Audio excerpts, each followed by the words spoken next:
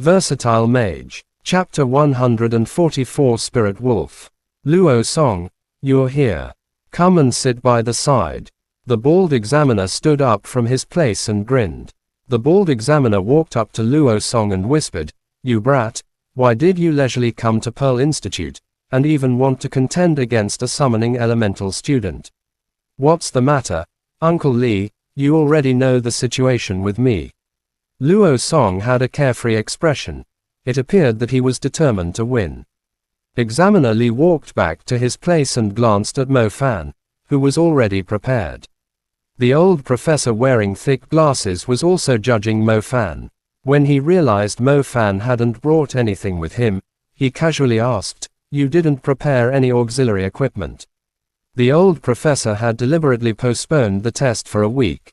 His intention was to let this student discuss with his family about spending some money on equipment for assistance. Such help would greatly increase his acceptance rate. The old professor would gladly accept summoning elemental students, but everything had to be justified. "It was too expensive, I couldn't afford it," Mo Fan straightforwardly replied. Mo Fan understood the requirements for this auxiliary equipment. The cost started at a few 100,000 yuan and ranged up to millions for the better items. Mo Fan only had a bone scythe shield from before, but that was there to save his life. "Okay, then let us begin." The old professor didn't say anything further. On the side, the young master called Luo Song couldn't stop himself from laughing. He said to the butler Lee at his side, "Old Lee, this person is quite interesting. He doesn't have the money to study the summoning element. If he was to study any other element, it'd still be better than the summoning element." Regardless, Luo Song was still raised in a big place, thus he knew quite a few things. The summoning element was the element that burned the most money amongst all elements. The strength between summoned creatures varied greatly. The weak ones couldn't even match up with dogs, and the strong ones could even fight against demons. So where did the strong ones come from? One aspect would be his own cultivation, and another was from burning resources. "He has already started," Butler Lee coughed. Luo Song no longer said anything. However, he was actually quite confused. Just how poor must a family be if they couldn't even purchase a supporting item for the entrance exams? Were those things really that expensive?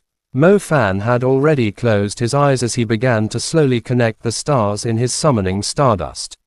The summoning stardust appeared to be transparent, with an occasional moonlight radiance circulating around it. After Mo Fan placed the stars in the interior into an array, the moonlight radiance became increasingly distinct. When 7 of the stars connected to each other, it looked like a crescent moon. After the star trail appeared, it circled around Mo Fan's body. It looked like the bound radiance of the moon as it slowly ripped open a tunnel leading toward a different plane in the sky. Mo Fan opened his eyes. They displayed a vast depth as he stood there on the practice ground.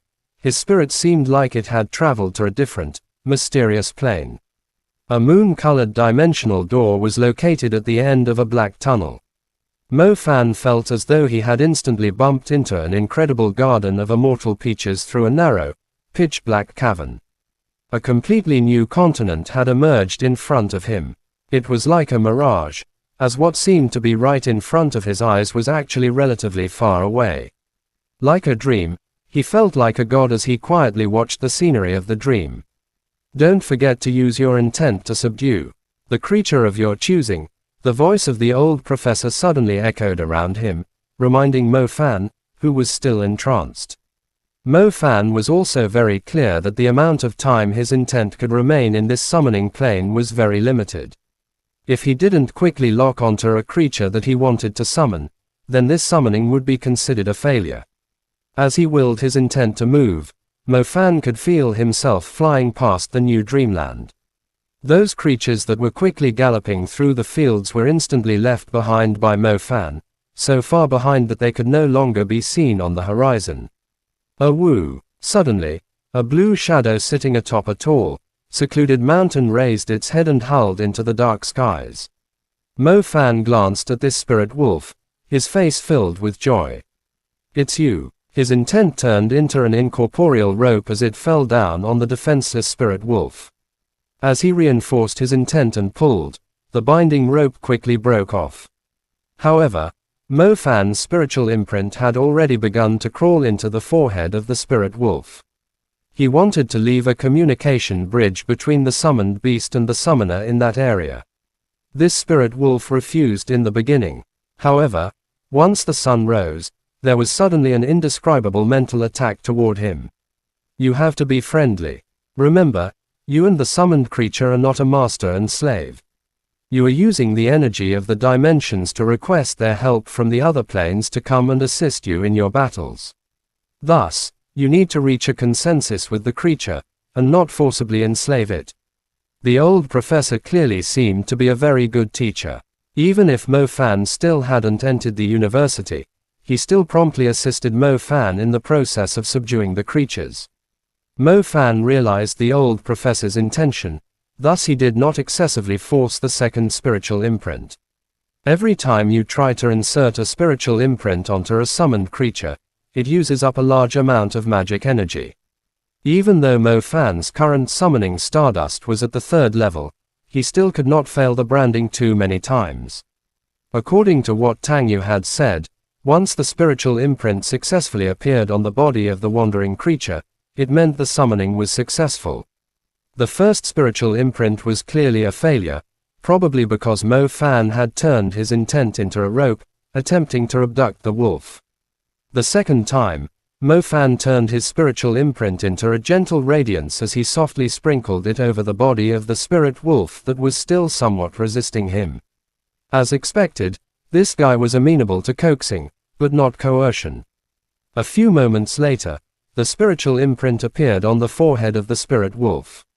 This imprint was actually a bridge between the two planes. When Mo Fan was about to finish the last part of the summoning, his intent quickly left this land of half illusion and half reality, and quickly returned to the practice ground. Mo Fan opened his eyes and realized the bald examiner, who had just picked up his tea, was actually drinking it now. One had to understand that when Mo Fan was closing his eyes, the bald examiner was already holding onto the teacup. His wandering intent felt like it had traveled over an entire world. However, time in the real world had passed much more slowly. The Moonlight Star Trail didn't disappear like the other elements. It became a crack that split open the space between two planes. The spirit wolf marked by Mo Fan's spiritual imprint began to vigilantly yet curiously stretch its furry blue head, its vicious teeth enough to make all the observers cautious, out of the crack. When it saw Mo Fan, it began to relax. It directly walked out of the Moonlight Star Trail to Mo Fan's side, and began to look over its surroundings with keen blue eyes. Spirit wolf. How could he summon a spirit wolf on his first summoning? The bald examiner blurted out in surprise. Chapter end. Please guys like, comment, share, and subscribe.